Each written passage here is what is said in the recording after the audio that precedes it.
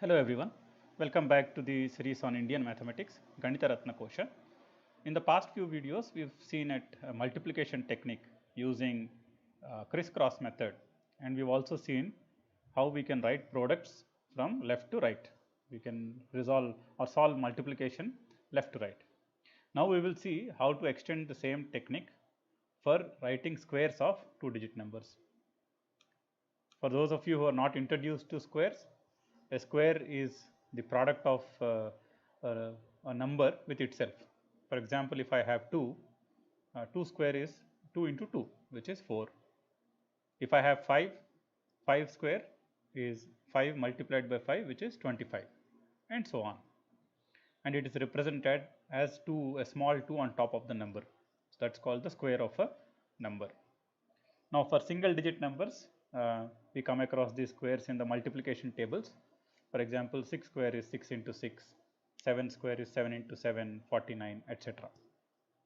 Now we can use the crisscross method to then write squares of two-digit numbers very easily. For example, if I have 23, so I can use the same, I am multiplying 23 with 23. So the answer will have 3 parts, and I have seen how to resolve from left to right. The left part is 2 into 2, 4. The middle part is 2 into 3 plus 2 into 3. Crisscross addition this way and this way, that is 12.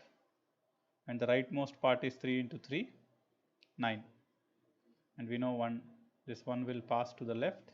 So this becomes 529.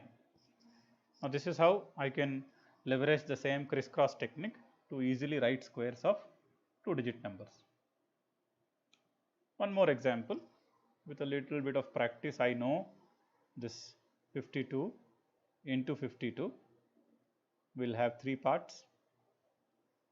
I can write down the parts from left. 5 into 5 is the first part, 25. Then the middle part is 5 into 2 plus 5 into 2, which is 20. And the right part is 2 into 2, which is 4. Again, this 2 will go here. So the answer is 2704.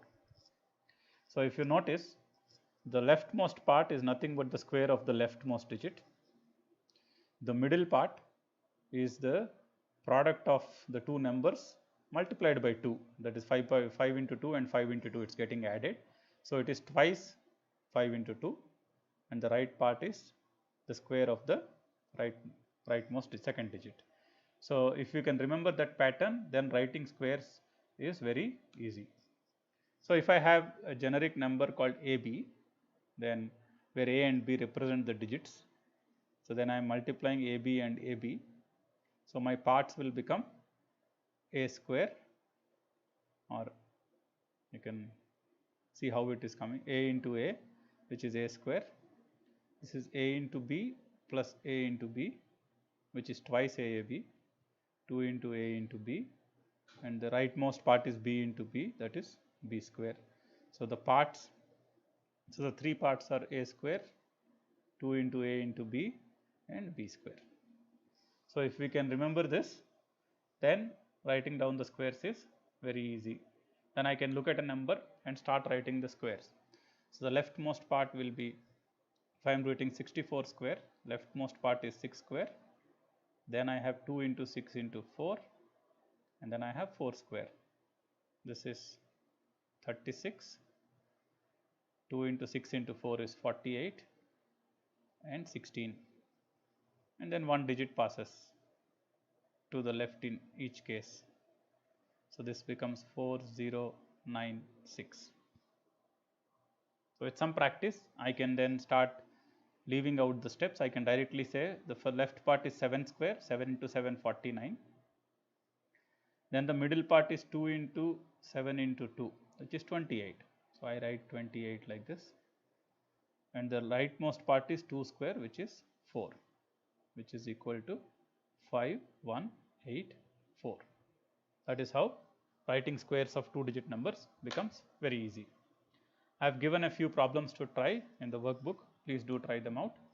And for any clarifications and suggestions, don't hesitate to write to me. Thank you.